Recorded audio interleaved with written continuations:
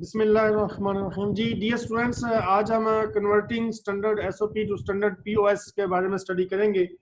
Last 2 lectures में हमने SOP standard SOP mean sum of product के बारे में भी स्टडी कर लिया था एंड प्रोडक्ट ऑफ सम के बारे में भी। देखिए, एक दो पॉइंट इसमें मैं पहले आपको शेयर कर दूं इससे पहले कि हम इस टॉपिक को लें। जब हम एक एसओपी की बात करते हैं तो इसका मतलब सम ऑफ प्रोडक्ट। आपको जैसे सम ऑफ प्रोडक्ट की बात करें, जैसे कोई अगर एग्जांपल दूं, ए बी और plus C D, that is called the sum of product. अगर पीओएस की बात करते हैं तो हम इसमें बात करते हैं प्रोडक्ट ऑफ सम। जैसे मैं सपोज दे दूं ए और बी एंड सी और D, that is the sum of product.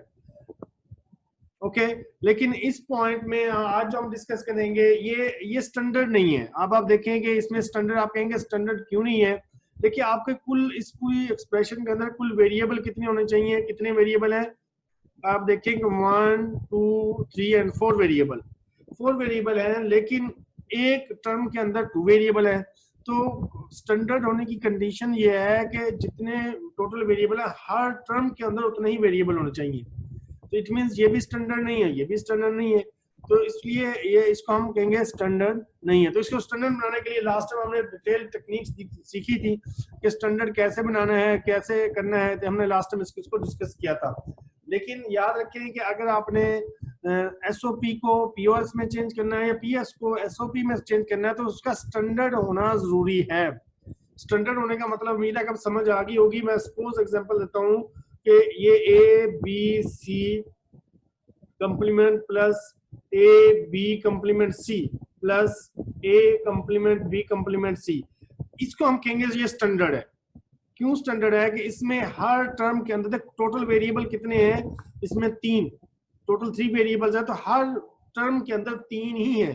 इस टर्म में भी 3 है, इस टर्म में भी 3 है, इस टर्म में भी 3 है। तो इट मींस कि ये स्टैंडर्ड फॉर्म है एसओपी की।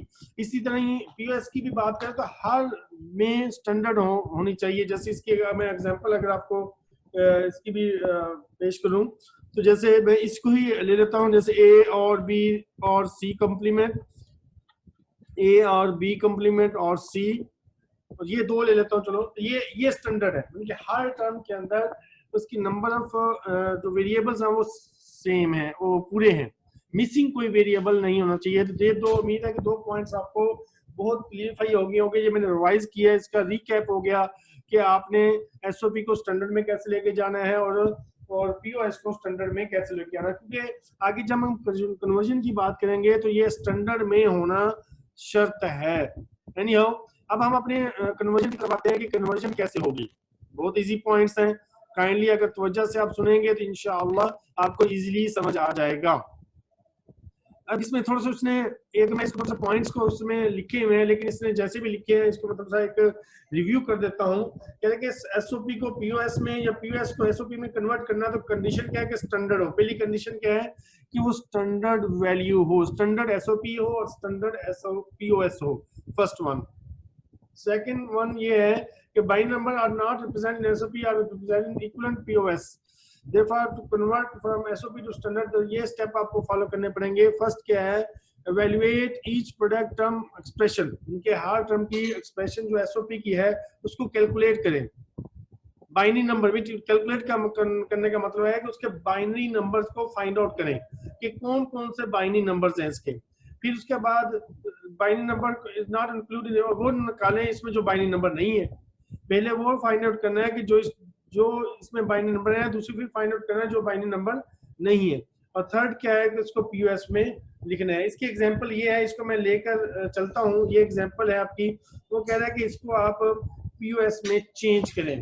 देखें, बहुत इजी पॉइंट है, इसको मैं समझाने की कोशिश करता हूँ, लेकिन इससे समझने से पहले आपको एक और 2 पॉइंट डिस्कस कर दूं कि ये देखिए मैंने एक एग्जांपल इधर ली हुई थी, वो मैं आपको करता हूँ। यस, अब हम जब एसओपी की बात करते हैं तो एसओपी में जो टेबल होता है, ट्रुथ टेबल, जैसे इसमें देखें ये 3 वेरिएबल ट्रुथ टेबल है।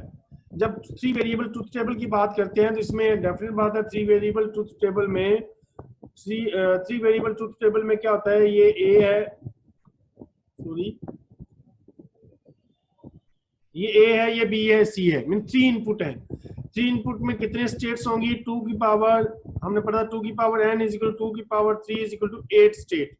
अब इसके अंदर कितनी स्टेट्स हैं, आप देख सकते हैं कि 8 स्टेट्स हैं। अगर कोई एक्सप्रेशन 3 वेरिएबल पर बेस करती है तो उसकी कितनी स्टेट्स होंगी, 8, 0 to 7। अब आपने जो आपको एक्सप्रेशन दी गई है उसमें आपको देखना पड़ेगा कि वो एक्सप्रेशन इस स्टेट्स में कौन कौन से वो वेरिएबल आ रहे हैं। एक पॉइंट ये, दूसरी बात ये है कि एसओपी में एक मिन टर्म होती है और एक मैक्स टर्म होती है। अगर मैक्स टर्म जो होती है वो पीओएस में होती है, जो सम में होती है, ये मैंने अर्ज किया है। एक मिन टर्म होती है, एक मैक्स टर्म होती है। मिन टर्म हमेशा एसओपी के साथ बिलोंग करती है, max term always belong to POS. और इसमें ये भी इंपॉर्टेंट पार्ट है, जब मिन टर्म की बात करते हैं तो उसमें ए को, ए वाली टर्म, ए वन को ए उनके कंप्लीमेंट के बगैर लिखेंगे, 1 को कंप्लीमेंट के बगैर लिखेंगे, 0 को कंप्लीमेंट के साथ लिखेंगे। लेकिन जब पीओएस की बात करते हैं तो ये उसका उल्ट है, मैंने उसका कंप्लीमेंट कह ले तो इसमें 1 को कंप्लीमेंट लिखेंगे, 0 को बगैर कंप्लीमेंट के बगैर वेरिएबल को लिखेंगे। याद रखिए, दोबारा रिवाइज कर देता हूँ। एसओपी में जब मिन टर्म्स की बात करते हैं तो 1 को विदाउट कंप्लीमेंट और 0 को विद कंप्लीमेंट लिखेंगे, और जबकि पीओएस में 1 को विद कंप्लीमेंट और 0 को विदाउट कंप्लीमेंट लिखेंगे। अब इसमें हम इसी एग्जांपल की बात करते हैं जो हम कैलकुलेट करना चाह रहे हैं। क्या देखिए, ये आपके पास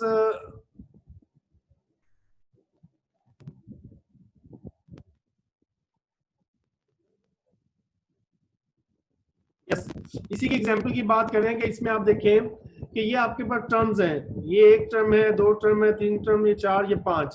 ये 5 के 5 टर्म्स जो हैं, आप पहले सबसे पहले इसके बाइनरी नंबर आपको फाइंड आउट करने पड़ेंगे कि इसके टर्म के बिलोंग बाइनरी नंबर क्या है। अभी मैंने बात की कि ये कौन सी है, ये एसओपी है।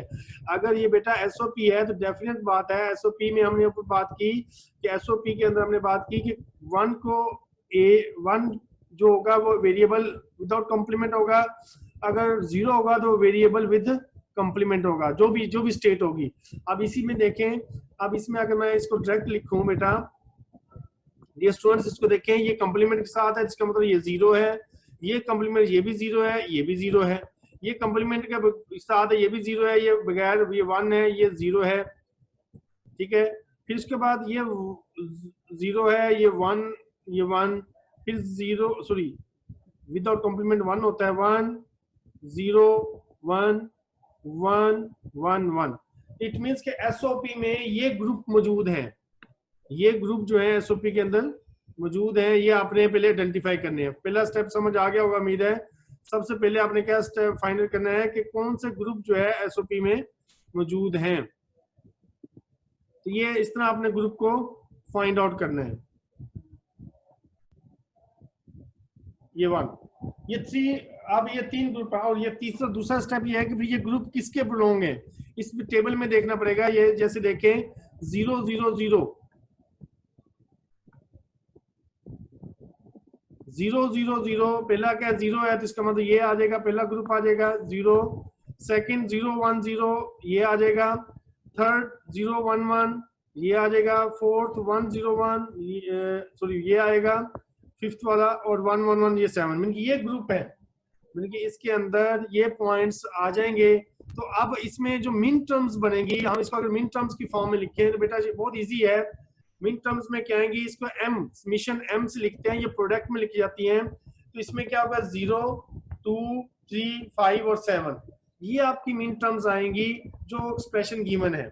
तो ये तो हमें पता चल गया। अब इसको हमने क्या करना है कि अब जो इसमें मिन टर्म्स आ गई इसको छोड़ देना है, और जो बाकी रह गई है उसको मैक्स टर्म कहेंगे। बाकी कौन सी रह गई है, ये मैं ग्रीन से शो करता हूँ, ये वाली एक, और ये रह गई है, ये रह गई 3 टर्म्स, 1 4 और 6। ये क्या होगी, पाई, ये पाई मैक्स से शो करेंगे। इसको कैसे लिखेंगे, इसका मैंने कहा था कि इसको उल्ट लिखेंगे। अगर आप इसको टेबल में लिखें, इसको एक्सप्रेशन में लिखेंगे, 0 को विदाउट कॉम्प्लीमेंट ए, इसको मैं अर्ज कर देता हूँ, ए बी और सी कॉम्प्लीमेंट, फिर प्लस में, फिर A B A complement B C, second 4 वाली लिखी हमने, उसके बाद A complement, A complement, B complement और सी, ये लिख दी। तो ये क्या किया आपने, उससे आपने मैक्स टर्म को क्या कर दिया, इनके पीओएस फॉर्म निकाल ली। अब जैसे ये तो मैंने अपने लिहाज से लिखा, इसमें भी आप एग्जांपल में भी देख सकते हैं। मैं इसको दोबारा अर्ज कर देता हूं। ये देखें, ये वो टर्म्स थी जो पीओएस एसओपी में थी, और आपने जब टेबल बनाया, टेबल बनाने के बाद आपने वो फाइंड की जो एसओपी में नहीं है, तो जो एसओपी में नहीं है वो पीएस में आ जाएंगी। तो ये आपकी चेंज हो जाएगी टेबल की मदद से। आपने उसको हमने बस यही देखना बेटा कि एसओपी में जो मिन टर्म्स होंगी वो टेबल में से निकाल देनी है, जो बाकी रह जाएंगी वो पीओएस होंगी, उसको आपने उस पे इसके अंदर मेंशन कर देना है। तो अभी हम इसको समीता के समझ आ गई होगी कि कैसे आपने इसको कन्वर्ट करना है। आगे इसकी एग्जांपल ये चेकअप में कि पहले तो कह रहा है कि इसमें कौन सी स्टैंडर्ड है, कौन सी स्टैंडर्ड नहीं है, वो बताएं। ये आप उम्मीद है कि खुद से भी इसको ऑब्जर्व कर लेंगे।